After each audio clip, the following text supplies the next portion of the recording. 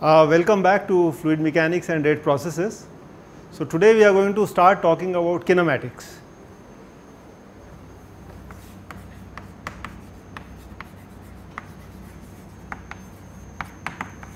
Essentially, we are going to talk about those properties which do not depend on the force.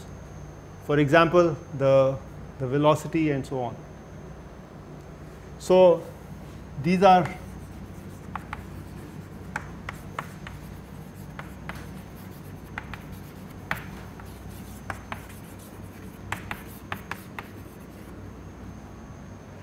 So, we first want to talk about what kind of descriptions we have. We have a fluid, and as you remember, we had talked about the continuum approximation, which means that we do not want to distinguish between individual particles of the fluid, but it is actually a continuum. And when we refer to a small entity, we actually refer to it as element of fluid. Sometimes we may even call it a particle, but the intent is not to refer to it as a microscopic particle as in an atom or a molecule. So, what kind of descriptions can we have? So, suppose I have this blackboard which I can model as a two-dimensional fluid, and I want to follow certain properties. I can look at it in two ways. Either I can follow a fluid element, concentrate on it and just follow it through, or I can station myself at a certain location and then see the different fluid elements that pass by. And I could give you an analogy. So first I want to talk about an analogy with traffic flow. So imagine I had a road, and on this road I had many of these vehicles. Maybe these are cars, these are motorcycles, these are carts, maybe they are bullock carts, horses, elephants, pedestrians, and they are all moving in this general direction. Okay. Now I want to study what is the speed of this traffic, for example. Okay, I work for a traffic radio and I want to inform people how good or bad the traffic is.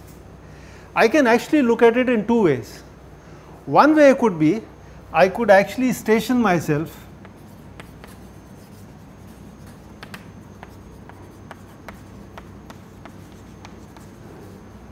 at a certain point. It could be, for example, a traffic light, or it could be even, for example, let us say the IIT gate. So I could sit there with my equipment and then make measurements of that when different cars they pass by, when different motorcycles they pass by, what are their speeds. Okay, that is one way of looking at it. In that case, I would be an Eulerian observer. What I could also do is, I could mark a car. For example, this could be a red car, and then I actually follow this car. So I am going to follow the red car, and this would be a Lagrangian way of description. Okay. So we are talking about 2 points of view, an Eulerian point of view and then a Lagrangian point of view. In the Eulerian point of view, I station myself and I do not concentrate at any given fluid element. I am just patiently sitting here, and whichever fluid element passes by or whichever vehicle passes by, I make measurements on them. I may note what is its density, I may know what it is, what the size is, I would like to note what the speed is, so on and so forth, what the acceleration is. On the other hand, I may actually follow a certain car or a certain vehicle, and then when as the time ticks on, I would actually be following this vehicle throughout the traffic. So here I am following a certain particle. So first thing is that when we want a description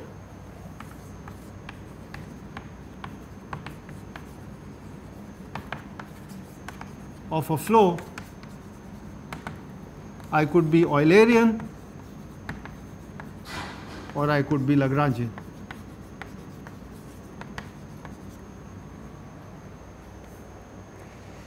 As you can see that in fluid mechanics, because we have so many particles, so many fluid elements, it would not be practical to follow each one of them. I mean, if I was going, for example, I was talking about a flow on this two-dimensional plane, then to follow each and every fluid element, that just looks impossible. So in fluid mechanics, this is the preferred description, in the sense we station ourselves at a certain location and then look at the particles or the fluid elements that they pass by.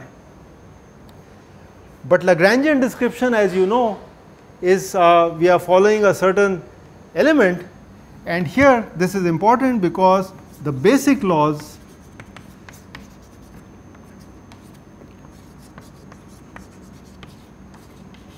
are more amenable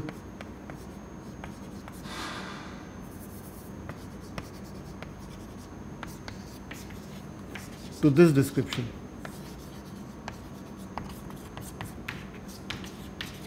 For example, I want to look at the Newton's law of motion. I would like to apply it on a given fluid element. So the acceleration of a fluid element is going to depend on the forces acting on it. On the other hand, in the Eulerian description, I am not focusing on a fluid element, but there are these different elements that go by. All right, good. So here is what the deal is. In fluid mechanics, we would like to do Eulerian, but then the balance laws are more amenable to the Lagrangian approach. In any case, the question that I want to ask is, I have a certain person who is making measurements by the Lagrangian way. I have another person who is making measurements the Eulerian way. Are these measurements related? I mean, they must be, right? It's the same property, it's the same flow that we are describing. So what is the mathematical formulation by which we can relate the Lagrangian and Eulerian description? Okay, so let's work it out. So let me set up a coordinate system. Let's say this is a certain coordinate system, and let's say there is a certain particle that starts at a location x0, y0, z0 at t0. So that's the location of my fluid element or the fluid particle at time t0. And then at time t, it takes this location x, y, z and t.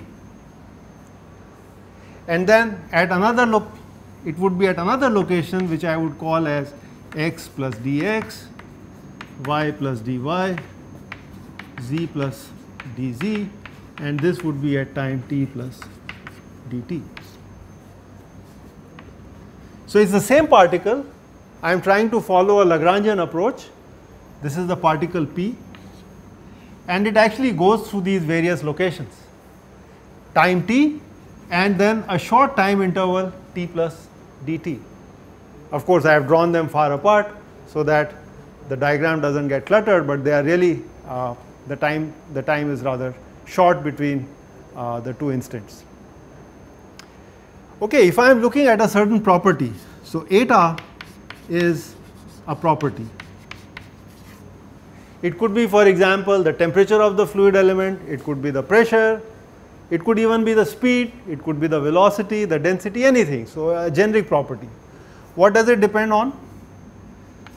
So I could write this mathematically that it's a function of the location x, y, z and the time t.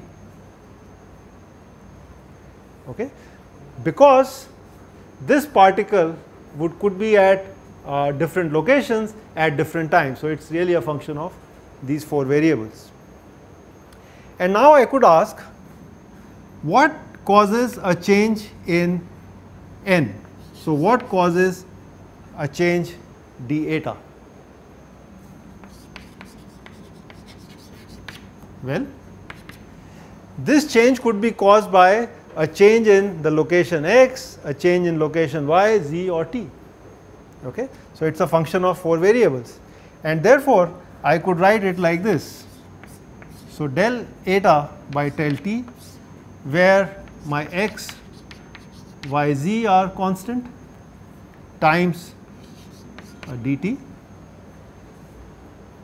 or a del eta by del x times dx, and here the t is constant,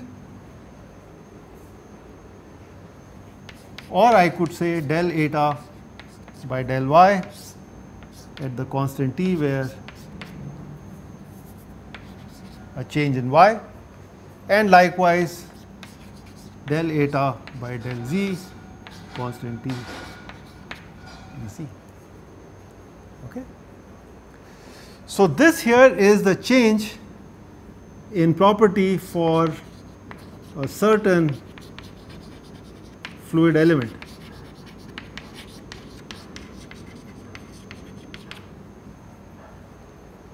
Okay.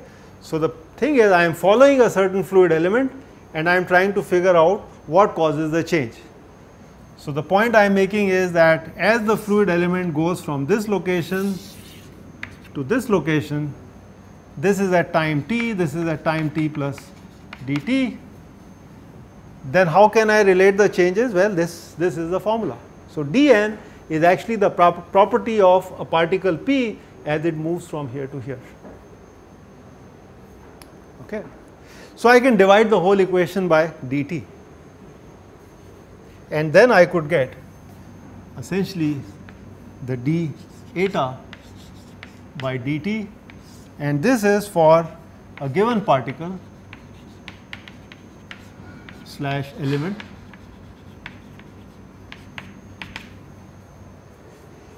So, this I would simply write as del eta by del t plus, notice when I divide this dx by dt, so this is this dx and it has moved this in time dt. So, this I can straight away write in the limiting case of dt going to 0 as del eta by del x times Vx. That is actually the velocity of the particle in the x direction. Likewise, the other term is del eta by del y Vy plus del eta by del z Vz.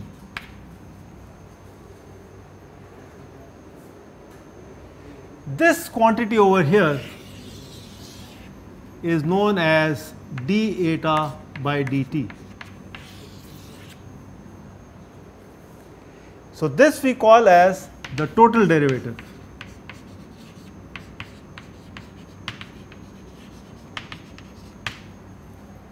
Sometimes we also refer to it as the material derivative.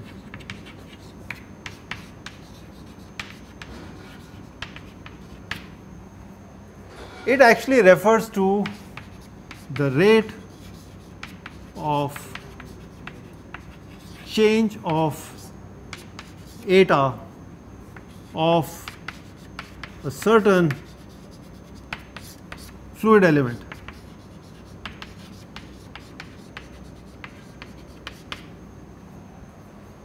Okay, so it is something like a total change, and this is what a Lagrangian description would measure.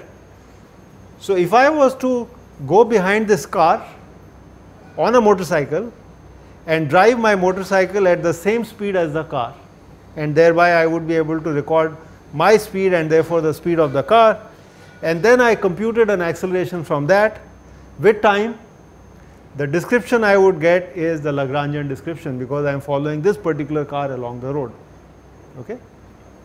But then there is a guy standing here who is also making measurements at a fixed location. So, that is this quantity, this one over here. Here the location of the observer is fixed, and this observer does not care which element crosses it. Anyone who crosses it, he measures the property, and therefore, this is a local derivative.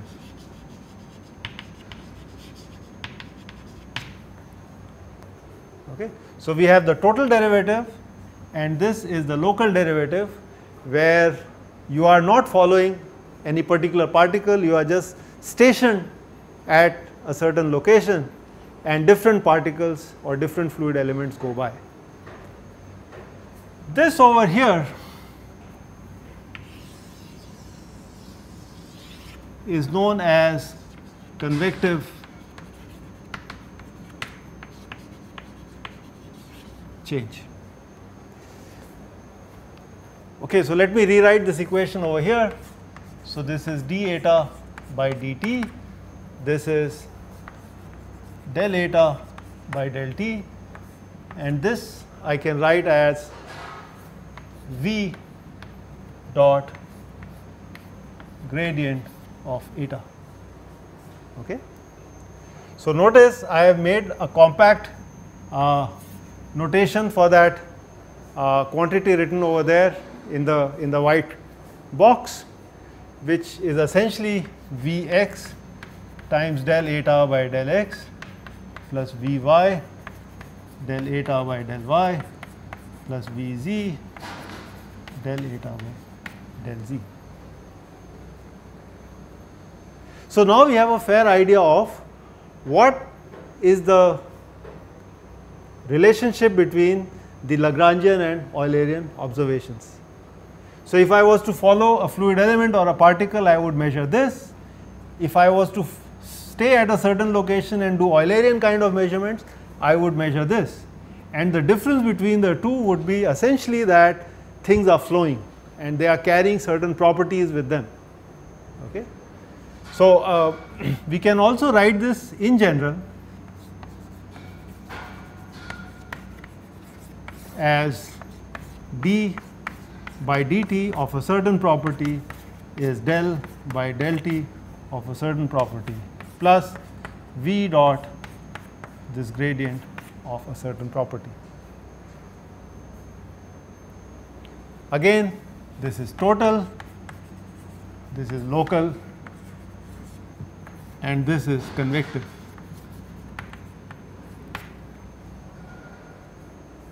So convective means something to do with convection.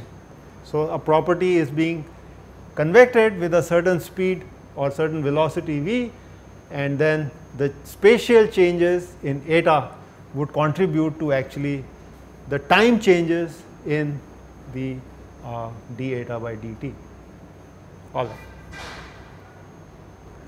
In fact, I could apply this to any quantity. I could apply this to the temperature field. Okay, I could apply this to species concentration. I can even apply this to velocity. Okay, so can apply this to velocity v, and let's see what happens then. So you are going to get dv by dt, this is del v by del t plus v dot gradient of v. So this is called the total or the material acceleration. This one here is called the local acceleration, and this here is called as the convective acceleration.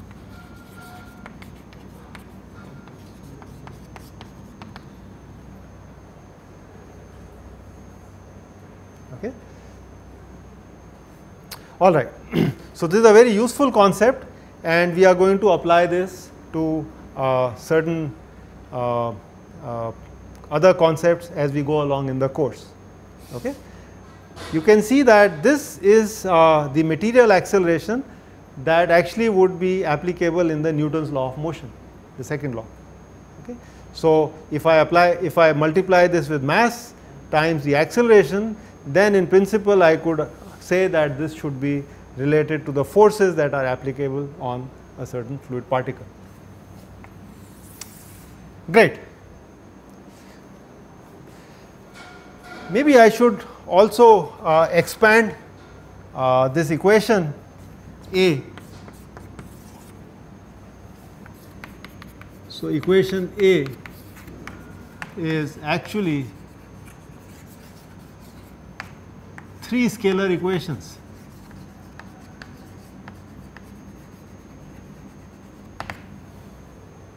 So, I can apply this to the x component of velocity, to the y component of velocity, and to the z. So, let me expand it for you. So, dvx by dt would be given as del vx by del t plus vx del vx by del x plus vy del vx by del y plus vz del vz vx by del z. Okay, that is the first equation.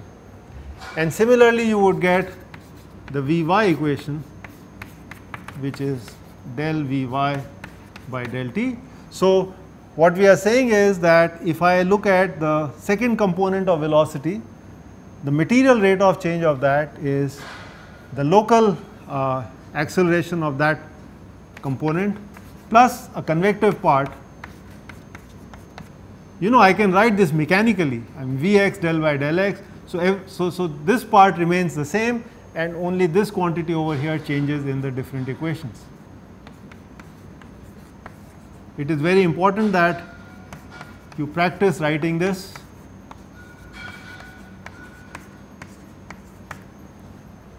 Okay. And similarly for Vz by dt, which is del Vz by del t plus Vx del by del x.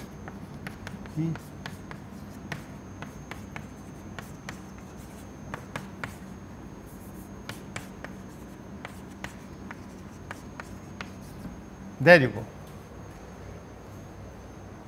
So, this one vector equation A can be actually expanded into these 3 equations over here. Next, we want to talk about the concept of a steady and an unsteady flow. So, steady versus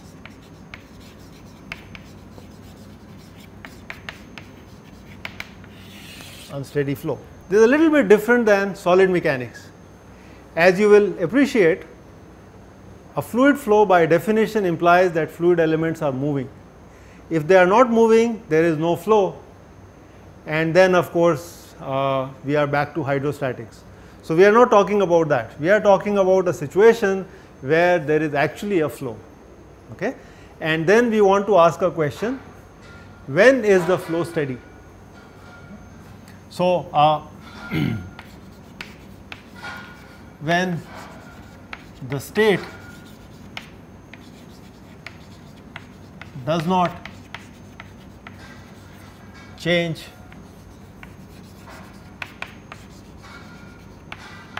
with time. For example, the velocity, okay, or for example, the pressure or the temperature or some other quantities. When they do not change with time, that is when we will call that we have a steady state.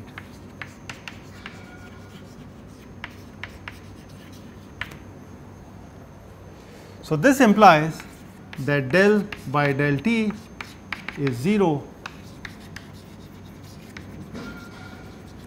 everywhere. Okay. Notice that d by dt may not be 0 for a steady flow.